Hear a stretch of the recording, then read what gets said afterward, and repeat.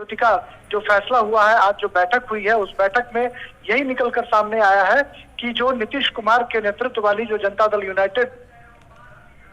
के खिलाफ लोक जनशक्ति पार्टी चुनाव मैदान में उतरेगी और अकेले चुनाव लड़ेगी। हालांकि उसमें जो उन्होंने प्रेस रिलीज जारी किया है, उसमें स्पष्ट इस बात का उल्लेख है कि Lok Janshakti Party Bihar first, Bihari first एक विजन डॉक्यूमेंट लाना चाह रही है और उसको चुनाव के बाद जो बनने वाली सरकार होगी, उस सरकार में इसे 100% जमीन पर उतारने की कोशिश की जाएगी। और इसी के तहत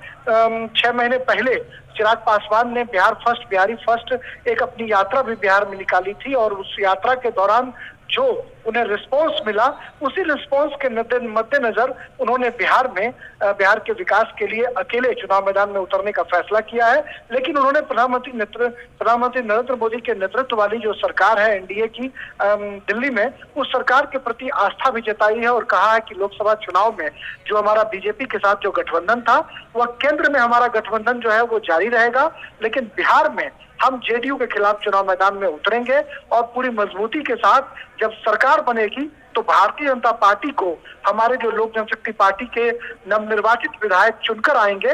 वो बीजेपी को समर्थन करेंगे। तो हम कह सकते हैं कि आज के लिए ये सबसे बड़ी खबर है कि चिराग पासवान एनडीए में रहेंगे, लेकिन जनता दल यूनाइटेड के खिलाफ बिगुल फूकेंगे, यानी जेडीयू से अदावत और बीजेपी से मोहब्बत। जी राजेश, इसमें रामविलास पासवान इस बैठक में नहीं शामिल हो सके अपने स्वास्थ्य कारणों की वजह से। कितना मुश्किल या कितना आसान रहा होगा ये फैसला पार्टी को लेने में?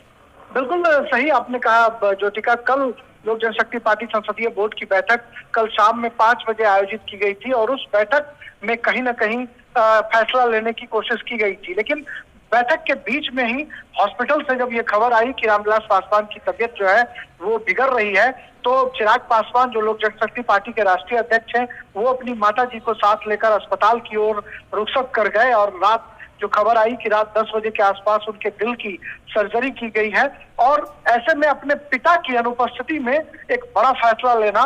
तो पार्टी के लिए और देश के लिए, राज्य के लिए, वाकई चिराग पासवान के लिए एक बहुत संशय की स्थिति पैदा कर रहा होगा, और जिसका जिक्र उन्होंने अपने प्रेस रिलीज में किया है कि पार्टी और पिता दोनों के प्रति जिम्मेदारी का निर्वाह करते हुए उन्होंने ये फैसला किया है। और हम सब जानते हैं कि रामविलास पासवान लोक जनशक्ति पार्टी के संस्थापक रहे हैं, लगातार कई सरकारों में वो मंत्री रहे हैं, 9-10 मंत्रालयों का जिम्मा संभालने का काम जो है वो रामविलास पासवान ने किया है। एक लंबा संसदीय जीवन उनका है और उनकी गैर मौजूदगी में चिराग पासवान का अकेले चुनाव मैदान में उतरना हैरानी जरूर पैदा करता है, लेकिन लगता है कि उनके पिताजी या उनकी माताजी की सहमति जरूर रही होगी, तभी उन्होंने इतना बड़ा फैसला लेने का दमखम दिखलाया है। तो राजेश, एक बड़ी जिम्मेदारी चिराग पासवान के कंधों पर।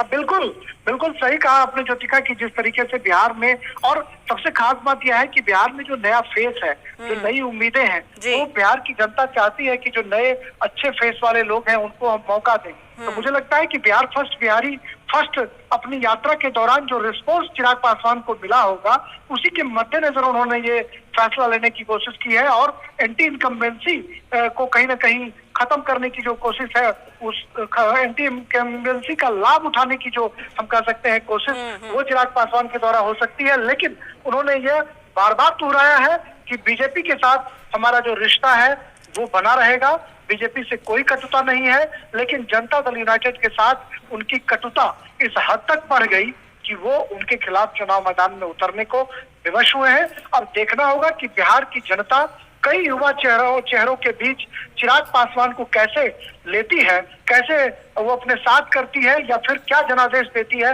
यह देखने वाली बात होगी। बहरहाल चिराग पासवान सुर्खियां जरूर बटोर रहे हैं। बिल्कुल राजेश, बहुत शुक्रिया आपका।